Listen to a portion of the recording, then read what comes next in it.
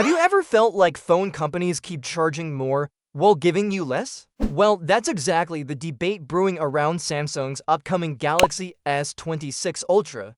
Rumors suggest it could be more expensive than the S25 Ultra. But here's the kicker, one of its biggest changes might actually be a downgrade. Let's rewind for a second. The Galaxy S26 Ultra is expected to bring some flashy new upgrades, a thinner body, a brighter display using Samsung's new M14 material, and faster charging speeds. On paper, that sounds great. But then comes the twist. Instead of Qualcomm's Snapdragon 8 Gen 5, which many people assumed would power the phone, insiders are saying Samsung might go with its in-house Exynos 2600 chipset. Now, if you've been following Samsung for a while, you know why that raises eyebrows. Exynos chips have a long history of running hotter, being less power efficient, and sometimes even falling behind in graphics performance compared to Snapdragon. Samsung has been trying to rebuild confidence in Exynos, but let's be honest,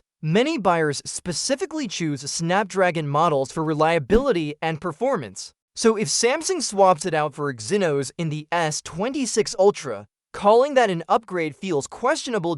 And yet, there's talk of a price hike. Why? Well, part of the reason is TSMC, the world's largest chip foundry. Reports out of Taiwan say TSMC has raised the cost of its advanced 3nm wafers, the same kind used by Qualcomm and MediaTek. MediaTek is reportedly paying 24% more, Qualcomm around 16% more. That extra cost doesn't just disappear. It usually gets passed down the chain until it reaches, you guessed it, your wallet. This means flagship phones built with the latest Qualcomm processors could become pricier. And while Apple is also affected, it designs its own chips, giving it a bit more wiggle room. Samsung, on the other hand, has two options: swallow the cost or raise prices. But here's the thing, if the S26 Ultra does ship with an Exynos 2600, does that really justify charging more?